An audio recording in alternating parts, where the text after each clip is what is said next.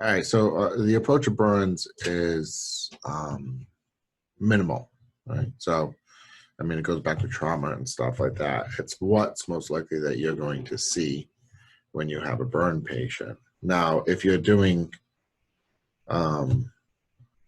questions and, on different sites and whatever you're doing for your resources, now they're going to split hairs about burns. And they're going to split hairs about like different degrees, and do you recognize that this is the degree or that's the degree? Now, NCLEX will not focus on that, right? That's content. It's also, the assessment of, diagnosing or assessing that is a second degree or a third degree, So, it's the same thing with the pressure ulcers, right? So NCLEX won't test you on grading of ulcers, right? It's more the risk that they can become, what's the word I'm looking for?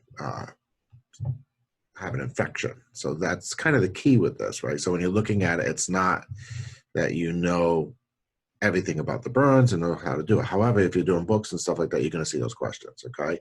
So don't panic that, holy crap, this is not what I've been studying and stuff like that, because remember, they're content-based books, and so therefore they, how do those books get so big, right? So when you talk about like a Saunders book,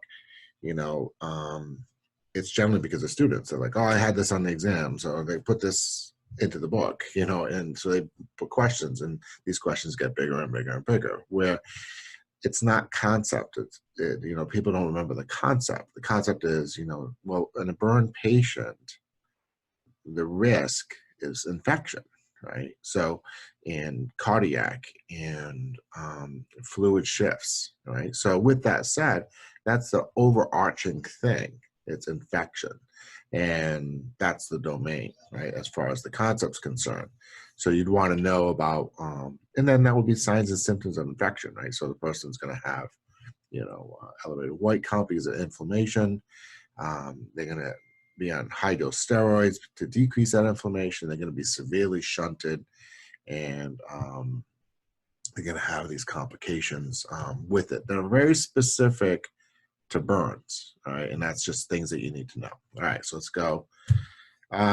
So history is always important. So this is always presented to you as the patient shows up, right? So the easy question is, okay, they got soot underneath their nose, all right, well, but they're talking to you, that's fine.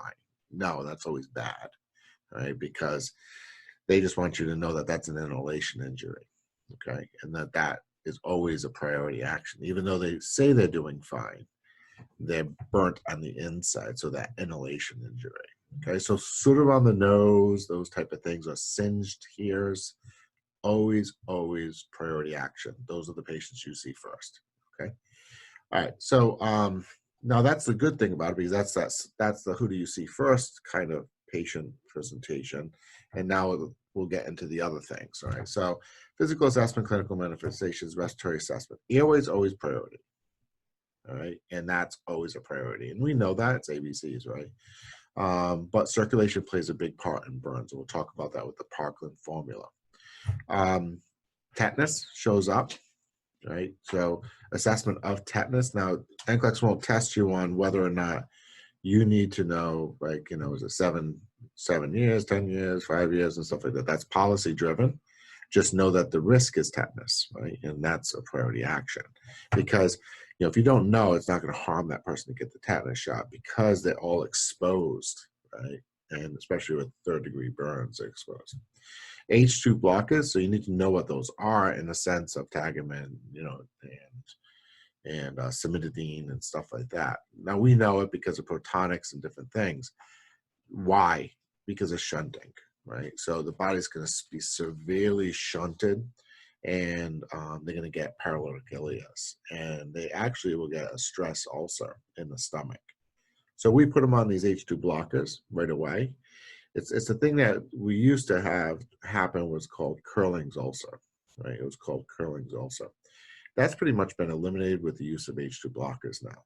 However, if you're doing books and stuff like that, or questions, they might talk about Curling's ulcer, right? And that's what they're referring to. And the risk is, how do you treat Curling's ulcer? Is H2 blockers, right? So,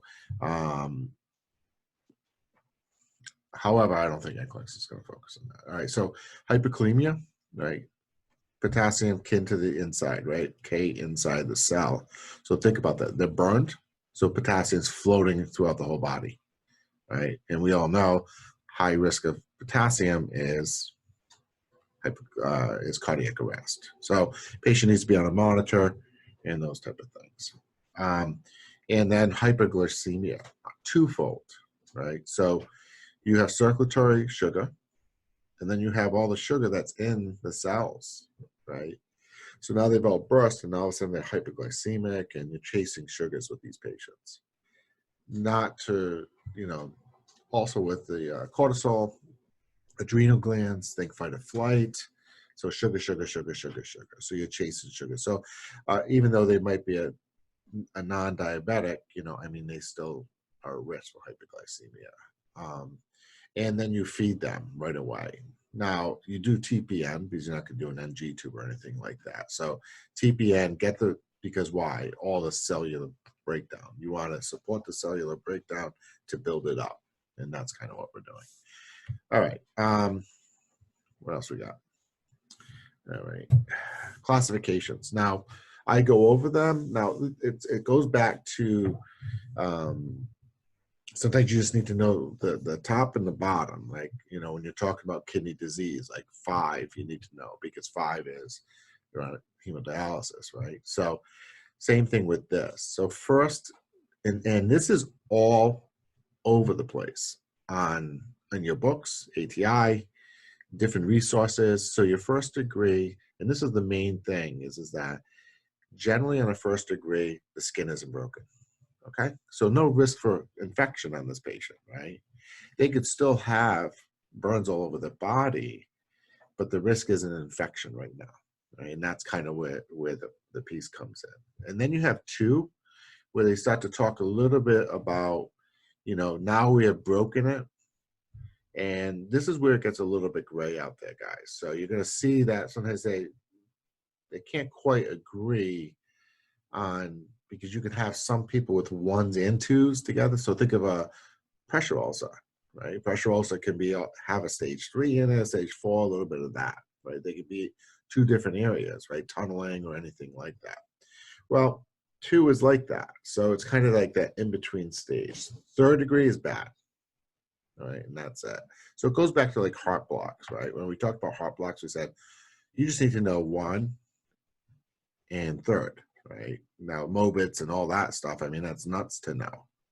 So, but you need to know that 3rd degree, you need to put them on pacer pads and all those type of things, where a 1st degree heart block, you don't really care that much. You're not going to die today. Same thing with burns. 1st degree, they're not going to die today, but you're still going to monitor the patient, what kind of injury it was. 3rd, they could die today, and that's the big deal, because now you actually have broken the skin and everything like that. So some basic things about it is no popping blisters.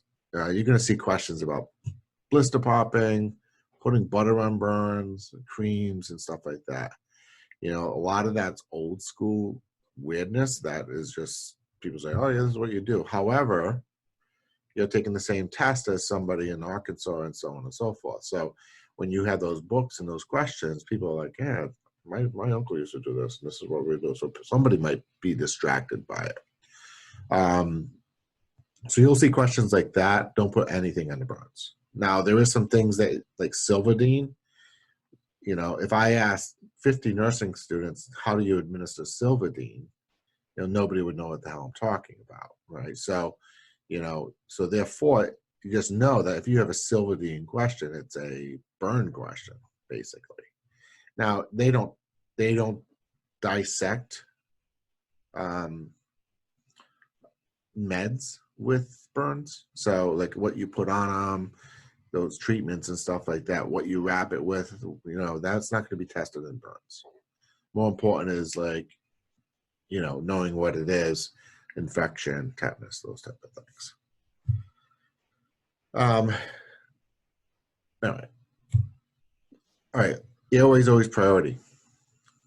Intubation, airway, especially if they got stood in the face, airway, all right, ABCs. If somebody comes in with brassy cough, stridor, we know is acute. If you have soot with even wheezes, if there's soot with wheezes, that's an inhalation injury, right? That patient needs to be seen. Are they oxygenating? Dysphagia, drooling, acute. Intubate immediately if you have signs of edema because they're all going to be swelling inside their throat. All right, so oxygen, non-rebreather right away, maybe a face tent, it depends on the injury.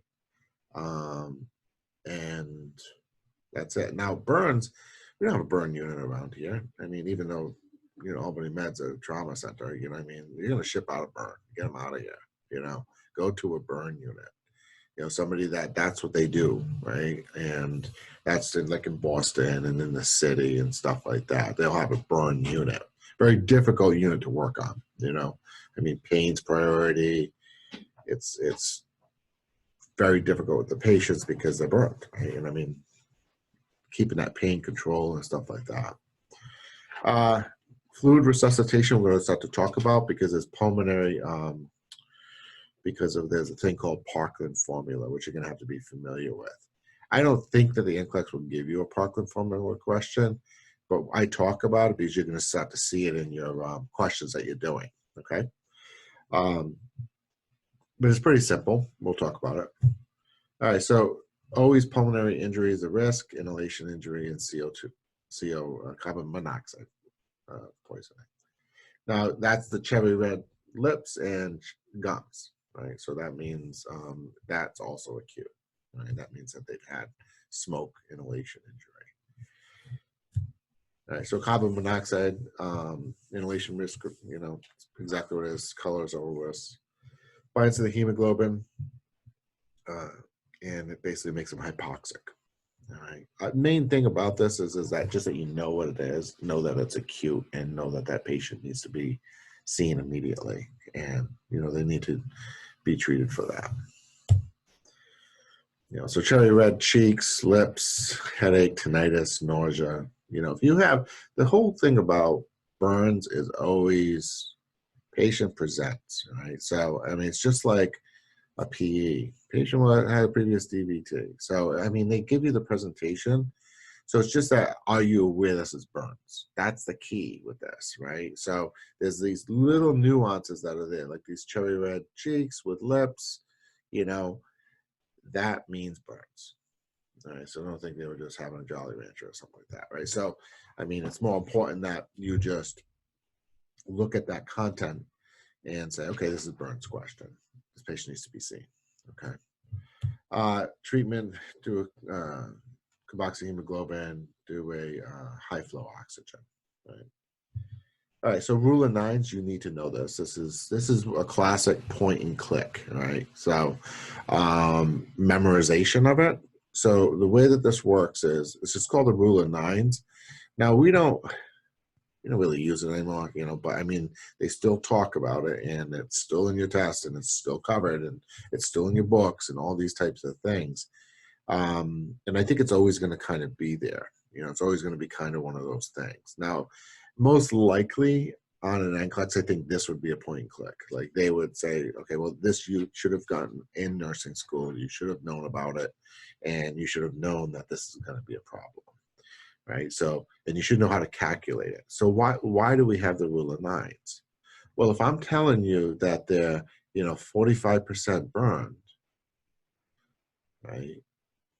We're all talking the same thing, right? So it's not that, I'm just going to figure it out, they're 45%.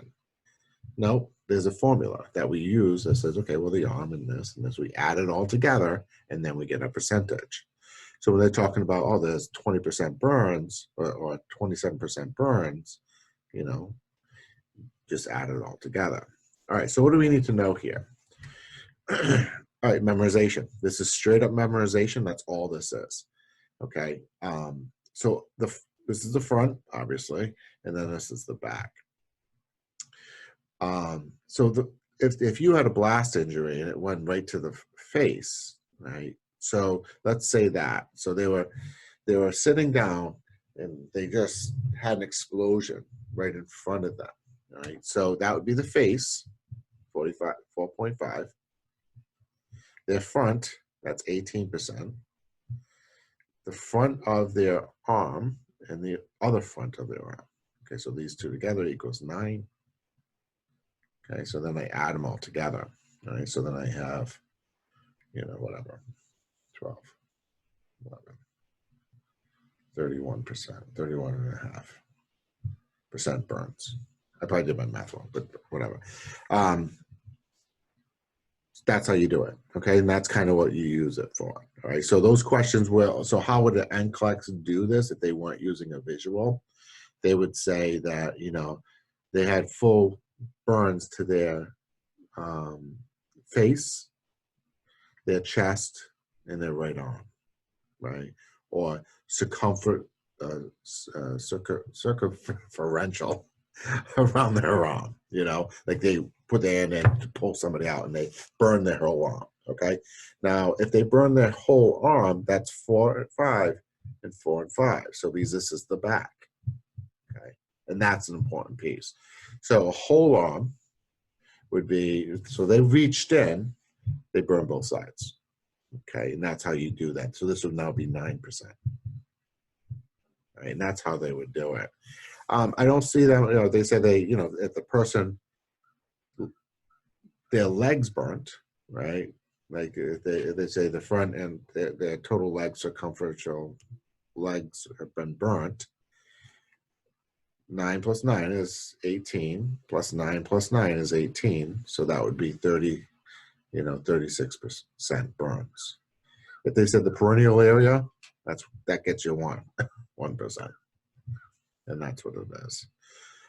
So that's kind of all it is. It's just content, right? I mean, and just looking at questions and how it is. Hope for a point and click. I mean, if they're like, okay, show me the 9%, right? So, and they had this up there, it would be just this, this, this, this, right? This is not a 9% because this is the back and then this is the front, right? And that's kind of how it works. If they would say, show me the 4 5s, right? And then it would be that, and then you would probably point and click or something like that. That would be a select all apply. I mean, it does, everybody's going to get a point and click. There's only so many things that you can point and click at, all right? I don't think that they will actually do an interpretation of it, like, because it's a little bit, I don't know, maybe you're way above the passing line if you got that kind of question. What you need to know is this formula and why we do it, okay? All right, so one is so everybody's speaking the same language, 45%, whatever. And the second thing is for Parkland formula, right? So Parkland's formula is, think about what's going to happen with this patient, right? This patient is burnt. So they're going to have massive fluid shifts. So they're going to need fluids. So how do you figure out what kind of fluids to give? Parkland formula tells you this is how much fluids you're going to give. So just think of it like sepsis, right? So sepsis, we know the concept is they're going to be hypovolemic, and then so they have a formula, right, based on milliliters per kilogram on body fluids. Now they don't test you on that on the NCLEX, they just test you on the concept, filling that pump. They're going to become hypertensive. So with a burn patient, it's the same thing. If they have greater percentage, now this percentage is, I've seen 25, 30%.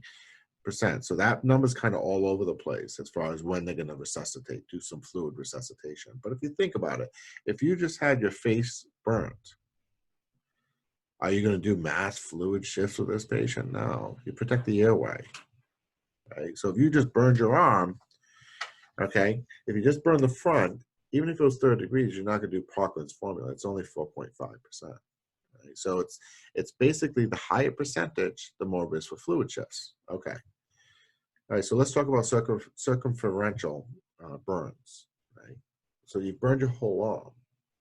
Well, if the whole arm is burnt, it can't stretch. And if it can't stretch, that's going to cause compartment syndrome, right? So, and we should all know that because that goes back to nursing 2. And what's happening is, So capillary refill shows up. Pulses show up, right? Because so if you reached in and you burned your whole arm, your risk is that this skin is going to get really tight and it's going to compress because inflammation is going to set off. So now what happens is, what do? Escherotomies, right? So we'll slice their arms and open them up. Yeah, it's pretty brutal. Once again, increasing infection. So you could have first degree on both arms, and it's still burnt, but it's first degree, it's not broken, but there's still, it can't swell, the skin can't, do what it does. So as it starts to inflame, it doesn't swell, so the hands start to get puffy or whatever's going on, and they have compartment syndrome and absent pulses, all those type of things. So if you have burns with pulses, I mean, that's a big issue. All right, so let's get a little bit into the Parkland formula. So 15% is aggressive fluid, so they're saying 50% here is major burns. This number I don't think is 100% as far as, they'll never say that because where is the burn, right? Because is it 15%? Was it the whole head? Well, that's acute, and that person needs to see. So it becomes a little bit vague as far as the treatments for it. The thing is that you need to know that if you're doing rule of nines, you're doing it for this formula. All right, so let's talk about the formula. All right, now they'll never ask you to memorize this. All right, so that's not necessary. Okay, because if I asked 100 students, give me Parkland's formula, what would they need to know? Okay, all right, here's the deal. Let's take it very simple. All right, and we're going to take 30,000 mLs. Okay, so let's start with that. We've done this Parkland formula based on what was going on. We times it by this, okay, and we got what the fluid volume will be for 24 hours, okay? So that's all you need to know, all right? You're going to have one volume for 24 hours. All right, so think about fill the pump before you squeeze. Same style here. Patient has a major burn. They're using the Parkland formula, and now you have that volume, okay? 30,000 mLs. All right. So let's talk about the formula now. There's 3 sections, and what I recommend students to do is do this kind of thing. Right? You want to do 30,000 up here. So this is your total volume up there. And then there's going to be 3 sections, okay? Right? So you're going to have 8, 8, and 8. Okay? All right. Now, let's talk about what it is. Half of 30 is what? 15.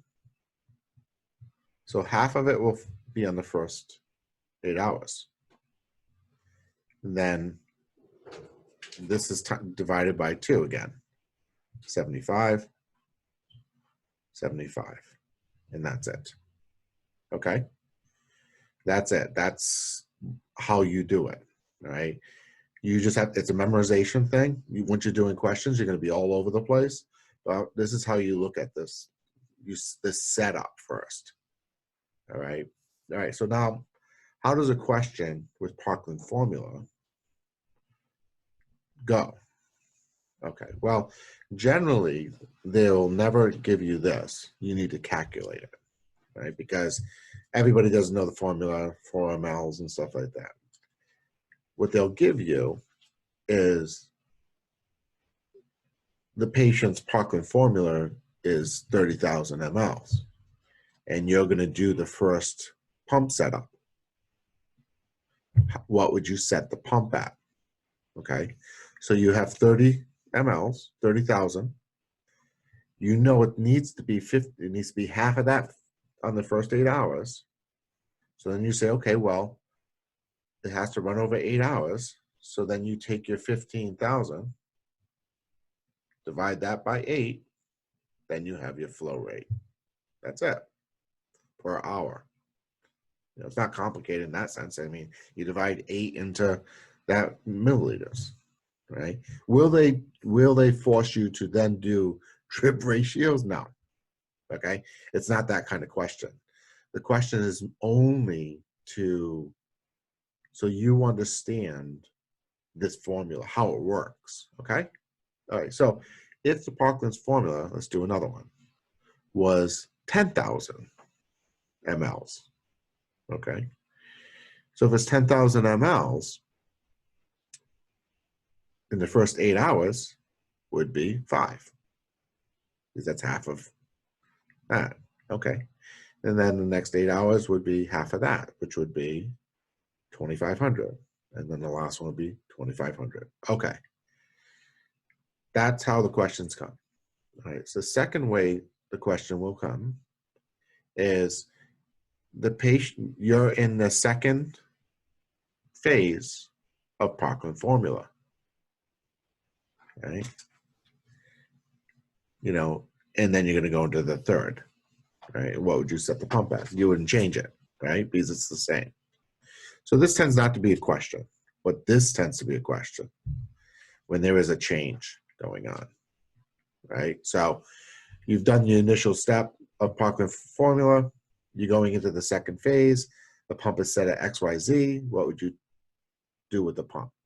You know, continue to monitor, decrease it, you know, those type of things, right?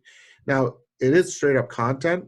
So, I mean, it's just that prior to this, either you knew it, you didn't know it. You probably saw it in questions, but the fact is that this is what they're talking about. So the questions will always be in this kind of relationship. So it's always start with the main volume that's over 24 hours. Then half of that goes in the first 8 hours. Then half of that, and then the last of the last. So, all right, now goal of resuscitation, blood pressure. I mean, this is all stuff that people kind of know, right? I mean, you want urine output because of pre-renal. You want, you know, heart rate to start to decrease. You want the person, and that's all common sense, right? A lot of times they use lactated ringers because of the buffer, right? And that makes sense too, right? Because it can be all over the place with sodium and stuff. Now, NCLEX will never say, oh, should they do sodium or should they do lactated ringers, right? They're not, if they're going to dance around fluids with Parkland formula or fluid resuscitation, it's always just this, whether you're familiar with it or not, whether you understand the concept and why you're doing it, not whether they're going to get lactated ringers or normal saline, right? General management of the burns, keep victim warm, NPO. First 24 hours. NPO makes sense because of stress ulcer. Extremities are elevated, no kidding. Monitor vital signs, IV lines, fluid resuscitation, tetanus, we talked about.